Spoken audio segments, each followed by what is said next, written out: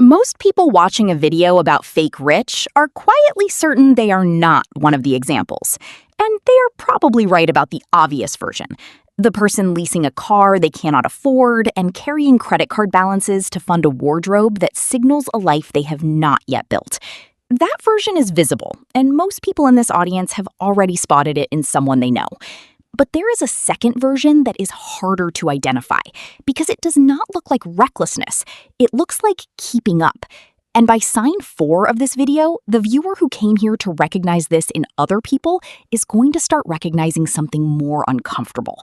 And the 7th sign explains why all 6 before it are so hard to stop once they start. Sign 1. The income goes up, and so does everything else immediately. There is a moment most people remember from their working life. The moment a raise landed, or a bonus hit, or a promotion came through.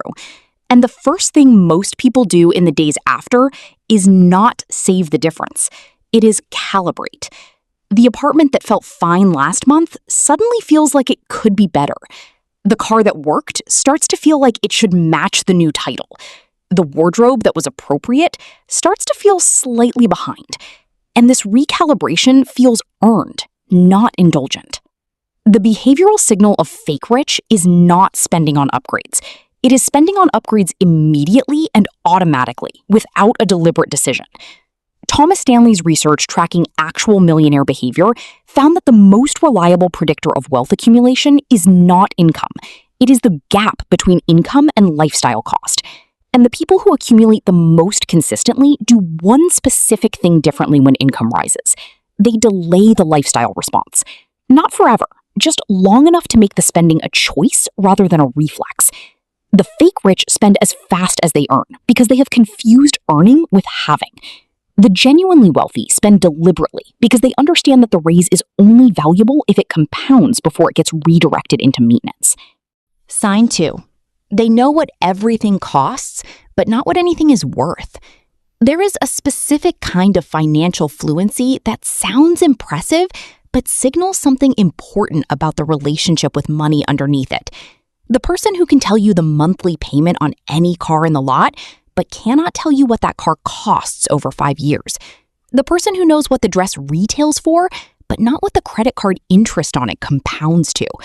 This is purchase fluency, not financial fluency, and the difference between them matters. The fake rich are highly literate in the language of consumption, price per item, subscription per month, payment per month, and largely illiterate in the language of accumulation, cost per year, opportunity cost over a decade, what that money becomes if redirected. The genuinely wealthy tend to denominate every significant purchase in its compound cost, not what it costs now, but what it costs in the future dollars it will not become. And this is not naturally occurring knowledge. It is a lens that was either deliberately adopted or absorbed from a financial environment that normalized it. And the absence of that lens is the behavioral signal. Sign 3. Their money is visible and their wealth is invisible. Most people who are building real wealth have something in common that is almost never visible from the outside. The accounts, the index funds, the HSA, the maxed contribution, the brokerage account that auto-drafts before any spending decision can intercept it. None of this is visible in daily life. It does not drive past you, it does not appear in social media posts, it does not come up in conversation. And this invisibility is not accidental. The fake rich have the opposite ratio: visible signals of financial success and invisible or absent actual accumulation. The car, the clothing, the neighborhood, the restaurant choices are all calibrated to communicate a financial position.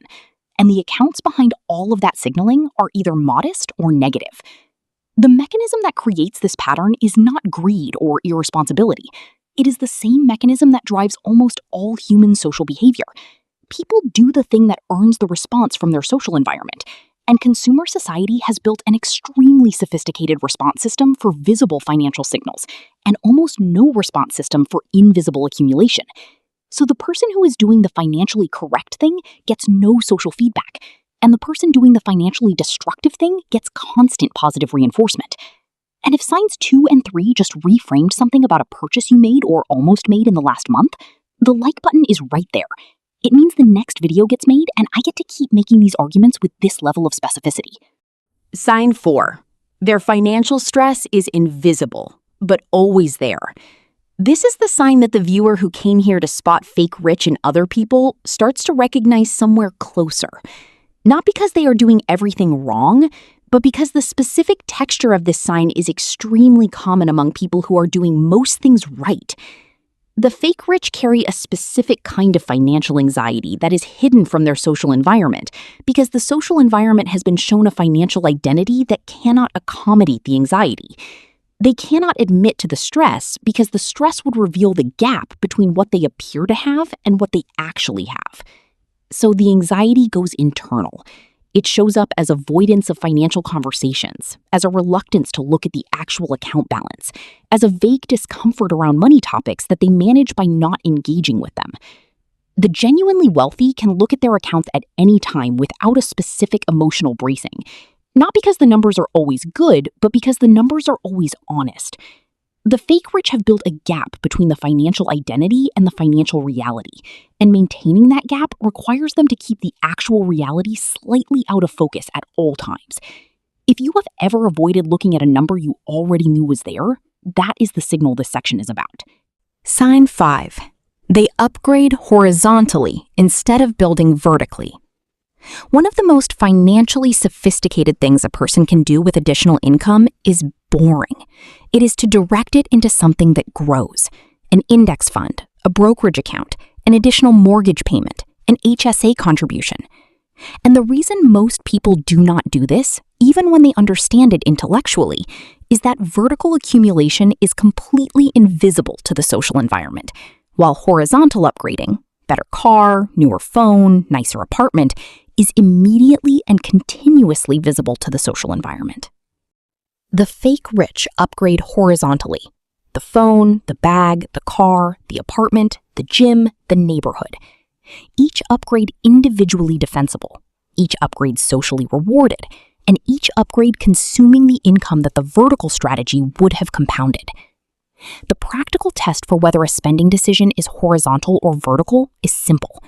Does this purchase grow in value, or does it immediately begin depreciating and requiring maintenance? If the answer is the second one, the purchase is horizontal. And a series of horizontal upgrades that fully absorbs available income with no vertical allocation is the behavioral definition of fake rich, regardless of what the income level is. Sign 6. Their financial identity is maintained for a social audience. There is a diagnostic question that cuts through almost all fake rich behavior instantly, and it is worth applying to every significant spending decision. Would you still make this choice if nobody in your life could observe it or know about it? The fake rich are optimizing for an audience. The car is chosen for the parking lot. The bag is chosen for the office. The restaurant is chosen for the post. And when you remove the audience, the choice often stops making sense. The genuinely wealthy tend to make choices that hold up with the audience removed. They buy the thing because the thing serves them, not because the thing signals something to other people. And this distinction is not about humility or modesty. It is about who is making the financial decision, the person doing the choosing or the social environment that will observe the outcome. The fake rich have ceded that decision to their audience and are paying for the performance with money that could have been compounding instead. And I need the like on the specific sign because the audience removal test is the most practically applicable idea in this entire script, and I have been thinking about how to say it this clearly for longer than I want to admit. Sign 7. They cannot stop even when they want to. This is the sign that explains all 6 before it, and it is the sign that changes the frame from judgment to mechanics. Because understanding why fake rich is so hard to stop once it starts is more valuable than any list of behaviors to avoid. Every visible financial signal creates a social baseline. The apartment communicates a standard of living. The car communicates a level of arrival. The restaurant choices communicate a version of success. And once those baselines exist, they cannot be lowered without social cost. And the social cost of lowering them is not theoretical. It is concrete and immediate. Friends recalibrate their assumptions. Colleagues update their assessment. Family members raise questions. And the person who built the visible signals now cannot reduce them without it reading as a step backward. So they maintain the performance not because they want to, but because the cost of stopping is social, and the cost of continuing is only financial. And in the short term, social costs feel realer than financial ones, because social costs land immediately and financial costs compound quietly over years. This is the mechanism underneath fake rich. It is not irresponsibility. It is a trap with social walls and financial foundations. And the only way out of it is to stop building the visible signals before they become the baseline, which is why the people who build real wealth almost universally do so quietly. Because the quiet is not a style choice. It is what keeps all their options open. The two financial realities that anyone earning a decent income right now is building are happening simultaneously. One is the account balance that actually exists, and the other is the financial identity that exists in other people's perception. And the person who keeps those two things aligned and honest will always end up with more of the first one than the person who spent their income maintaining the gap between them. Fake rich is not a personality flaw. It is what happens when the social environment is better at rewarding the performance of wealth than actual wealth. And most of the people running this pattern would stop immediately if someone explained the mechanism clearly, which is the only reason this video exists. I make these videos because I find it genuinely unreasonable that the trap described in Sign 7 operates on most people in this audience without anyone explaining the mechanism. Subscribe so I can keep being unreasonable about it on your behalf. The video on your screen right now might be more helpful for you, so click and watch.